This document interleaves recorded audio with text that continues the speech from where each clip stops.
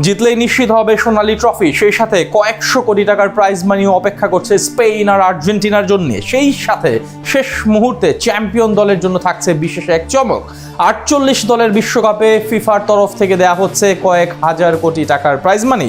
এমনকি গ্রুপ পর্বে বাদ পড়া দলও পাবে বিপুল পরিমাণ অর্থ। চলতি বিশ্বকাপের ফাইনালে জিতলে তবে কি পুরস্কার থাকছে চ্যাম্পিয়নদের জন্য, বাকি সবাই বা পাচ্ছে কত টাকা, সবকিছুই এক করে জানবো প্রতিবেদনে।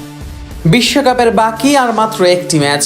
90 মিনিটের লড়াই শেষে জানা যাবে বিশ্ব চ্যাম্পিয়নের নাম। স্পেন নাকি আর্জেন্টিনা, কার হাতে উঠবে সোনালী ট্রফি, সেটি এখন সবচেয়ে বড় প্রশ্ন। সোনালী এই ট্রফির জন্যই আজ রাতে মাঠে নামবে লিওনেল মেসি, লামিনে ইয়ামালরা। তবে শুধু এই সোনালী ট্রফি না, ফাইনালের মঞ্চে জিততে পারলে কয়েকশো কোটি টাকাও পাবে ফুটবলাররা। এবারের বিশ্বকাপে চ্যাম্পিয়ন দল পাবে 5 কোটি 10 লাখ মার্কিন ডলার, বাংলাদেশি মুদ্রায় যার পরিমাণ প্রায় 627 কোটি টাকারও বেশি। বিশ্বকাপের ইতিহাসে চ্যাম্পিয়ন দল এর থেকে বেশি প্রাইজ মানি আর কখনোই পায়নি। বিশ্বকাপের ইতিহাসে এবারই প্রথমবারের মতো 48টি দল অংশ নিয়েছে।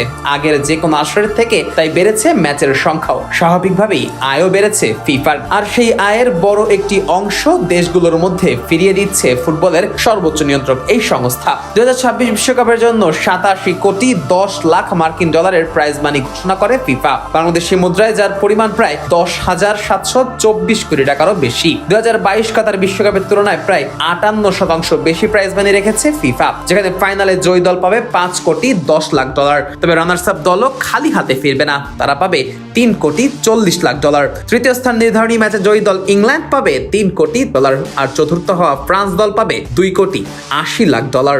শুধু সেমিফাইনালিস্ট না, শেষ 8-এ ওঠা দলগুলোর জন্য রয়েছে বড় অঙ্কের পুরস্কার। কোয়ার্টার ফাইনাল থেকে বিদায় নেওয়া 4টি দল মরক্কো, বেলজিয়াম, নরওয়ে ও সুইজারল্যান্ড প্রত্যেকেই পাচ্ছে 2 কোটি ডলার করে।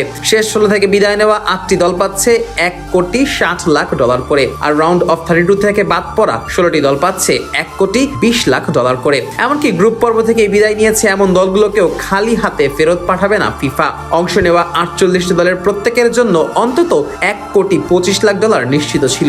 এর মধ্যে 1 কোটি ডলার পারফরমেন্সের জন্য এবং 25 লাখ ডলার দেওয়া হয়েছে প্রস্তুতির খরচ হিসেবে। অর্থাৎ বিশ্বকাপের একটি ম্যাচ জিততে না পারলেও প্রতিটি দল মোটা অঙ্কের অর্থ নিয়েই দেশে ফিরেছে। তবে এই অর্থ সরাসরি খেলোয়াড়দের হাতে যায় না, ফিফা পুরো প্রাইজ মানি দেয় সংশ্লিষ্ট দেশের ফুটবল ফেডারেশনকে। এরপর ফেডারেশন নিজেদের নীতিমালা অনুযায়ী খেলোয়াড়, কোচিং স্টাফ এবং কর্মকর্তাদের মাঝে এই অর্থ ভাগ করে দেয় এবং বাকি অর্থ দেশের ফুটবল উন্নয়নে ব্যয় করা হয়। বিশ্বকাপ বড় হওয়ার সঙ্গে সঙ্গে ফিফার আয়ও বেড়েছে কয়েক গুণ। অলাভজনক এই সংস্থাটি আগেই জানিয়েছিল 48 দলের এই বিশ্বকাপ থেকে রাজস্ব আসতে পারে 10 বিলিয়ন মার্কিন ডলারেরও বেশি। সেই হিসেবে মোট আয়ের প্রায় 7% মতো প্রাইজ মানি হিসেবে ফিরিয়ে দেওয়া হচ্ছে।